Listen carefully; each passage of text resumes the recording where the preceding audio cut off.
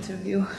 We are Laura and Fabio. We are Spanish students of social work in the University Complutense of Madrid, and we are in our third year. We want to ask you some questions because we study social work as an overall view. We are not in the specific mental health field.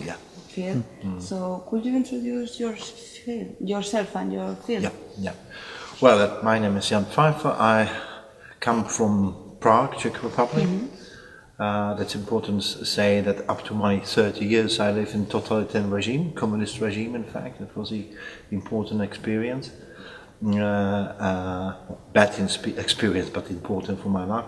That I'm working 30 years in mental health field, like psychiatrist.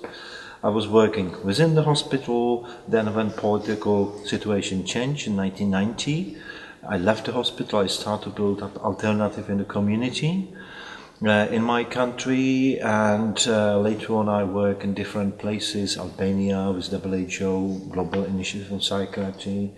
Then I moved to UK, where I also work like the psychiatrists in assertive outreach team, which is a model when you support people with really severe mental health problems, which usually in places which are not such developed, you lock them in the institutions.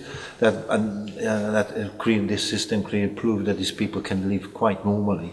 That was the work I did for a while, and then I work with or for European Commission, where I chaired the ad hoc group on report on transformation of institutional to community care, which was the report covered not only mental health but all institutions for Commissioner Spidla to decide what could be a further policy, especially in the using the structure funds. And then I was just coordinating this group up to, in fact, just now, and I'm recently also working for Council of Europe.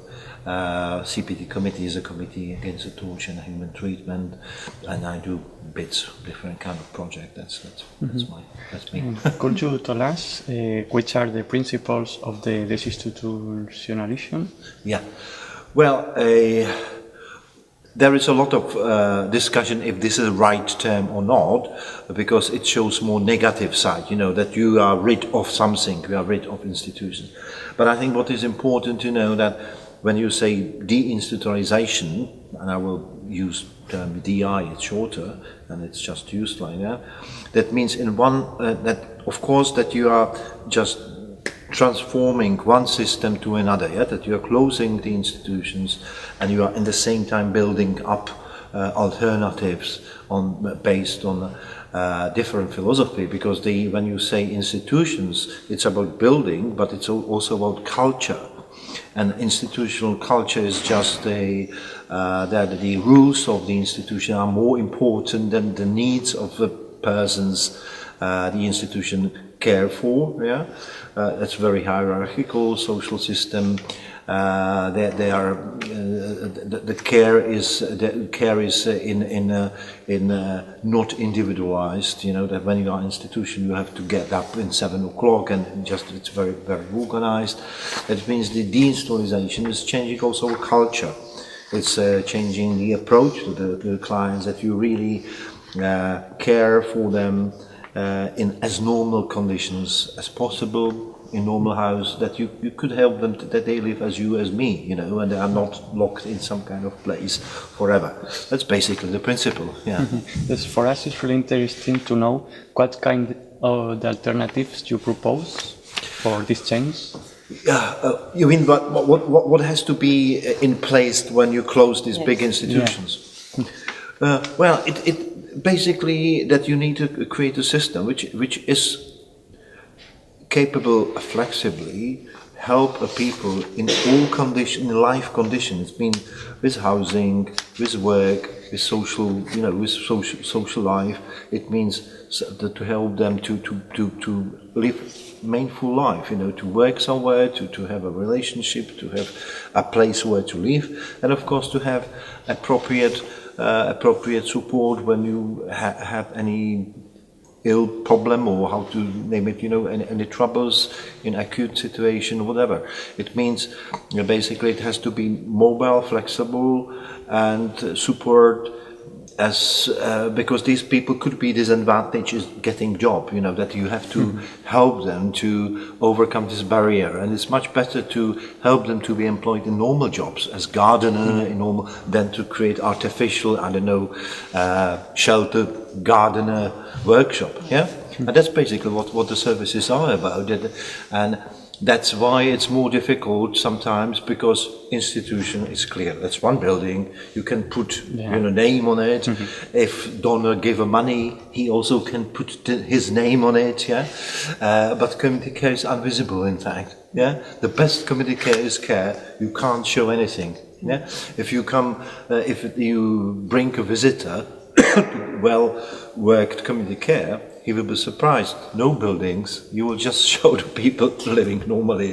People say, well, this is not a service. But the people without what we are doing 24 hours, they will be on the street or on that bloody institution. That's the problem.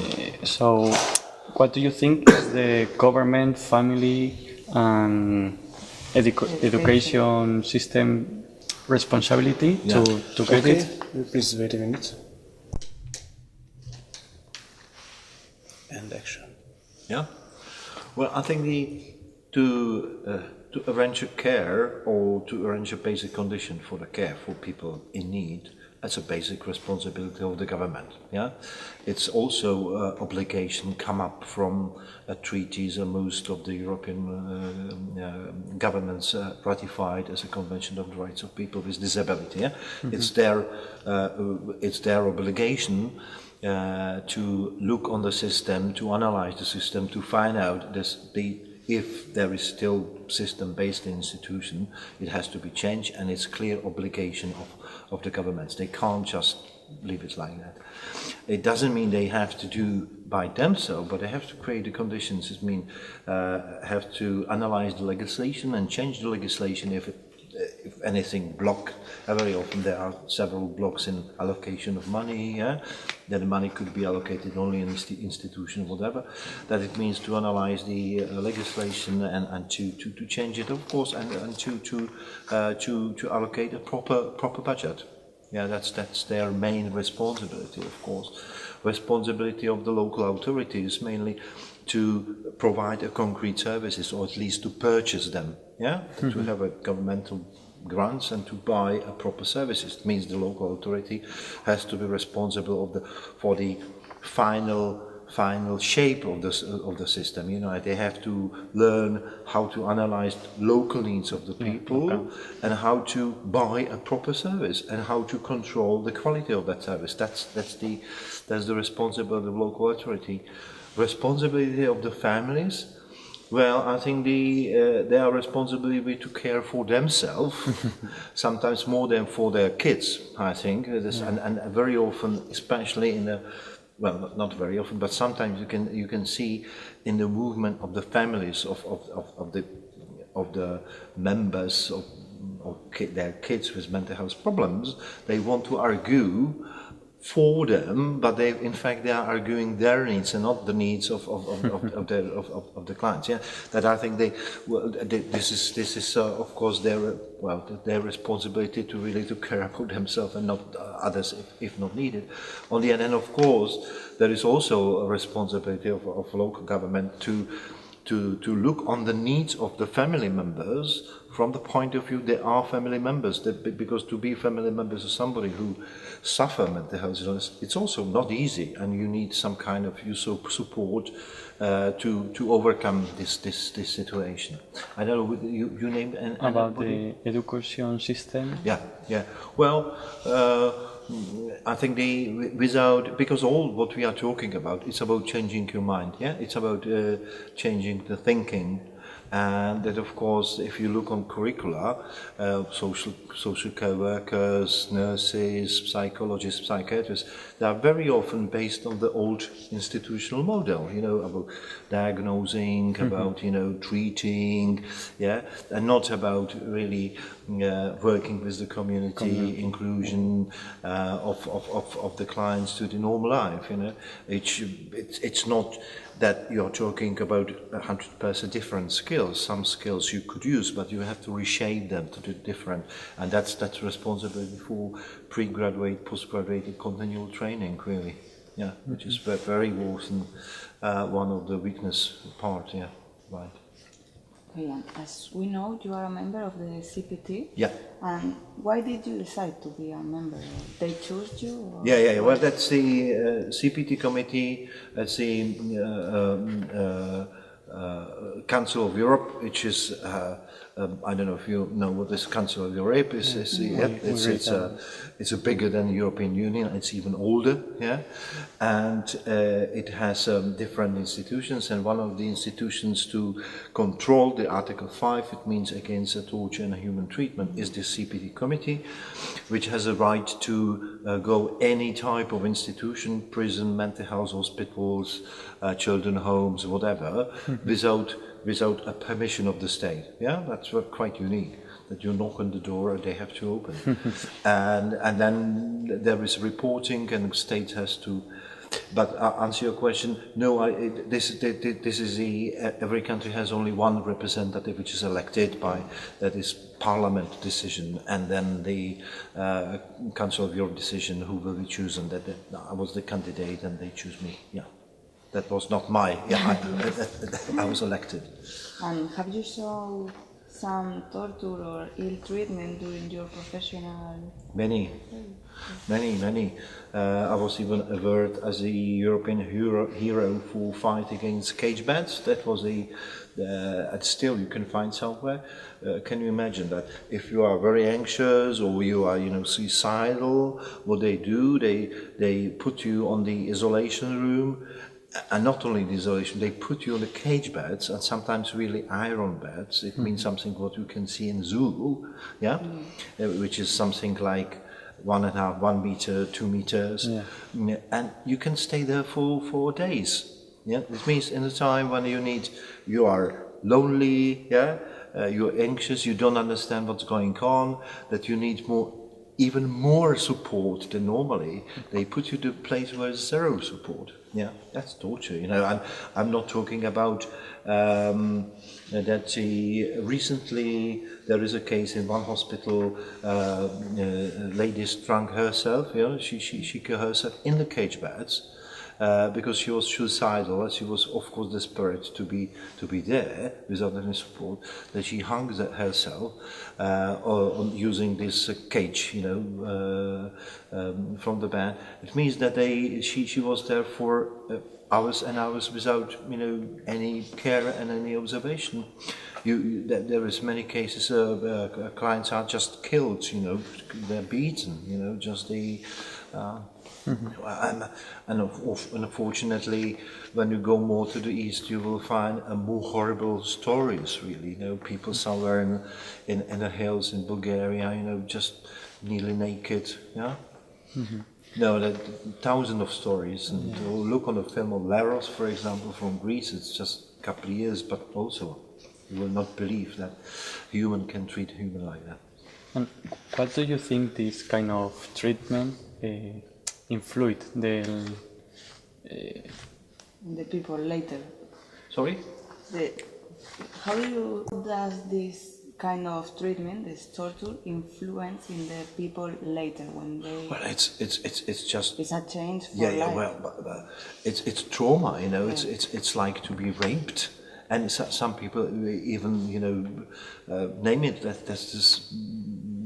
that's really like to be raped, you know, that your basic, let's say, intimity is broken down, and it's just that it means that you have your trauma from your mental illness, and at the same time you are traumatized by the human being, you know, that's just You can't. It's above the normal imagination, and people sometimes can name it. Well, but we are helping. We are treating. That's and what I'm not saying the people who does it, they are bad people. Sometimes they are, but sometimes they are not. But they're part of the system, and that's exactly what the institution does. That to be part of the institution, you lose your contact with your own self. You became a machine. You became a part of it, and there is a lot of some kind of trials of studies. But when you put two groups of people together, and one students, it was in America, maybe you know it, and at the 70s, and then ones play a prisoners and one play the guards, and when you let it go for 3 days, and in 3 days they will create such unbelievable system and torture, and it's only play. Can you imagine? That's something in us, in human being, that if one group is empowered against the other group, start to create unbelievers and believes that we have to do it. Yes, one movie. Well, that's exactly about deinstitutionalization of the brains of the people. Yeah? The last question that we would like to ask you is, what kind of activities the CPT promote to change this situation? Well, the CPT is really the mandate of that Committee Against the Torture and Human Treatment is limited to go and to control the situation in the institutions concerning the inhuman treatment, and of course then that's the legal process that this report goes to the governments, and governments has to report back and change, and then the CPT goes regularly to check if the situation improved. Maybe you are asking about DI expert group in Brussels, which is a little bit different body than the CPT committee, and I'm also a member of that group. Maybe you yeah. And this another group. It's a European Union body. Well, it's not body, but it was created by European Commissioner for Social and Policy, Commissioner Spidla in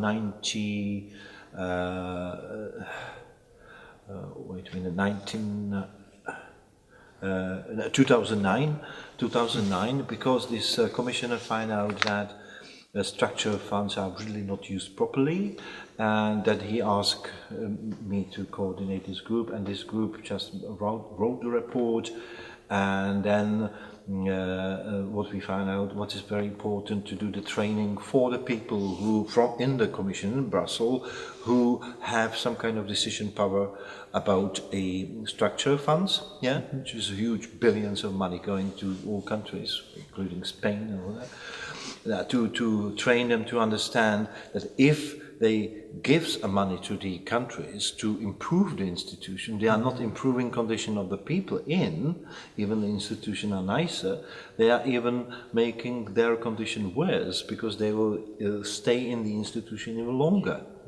And that's we try to change the mind, and we influence a couple of countries to change the financing, and that's what the group continue to do, especially just now when the new financial period of the structure has come up from 2014 and 2020.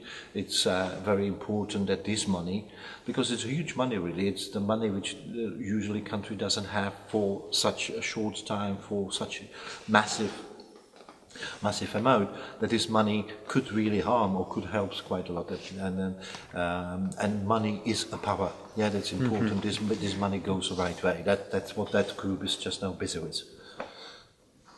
Okay, I think for us it's perfect. Do you want to add something? Well, what do you think? What will your future professional involvement?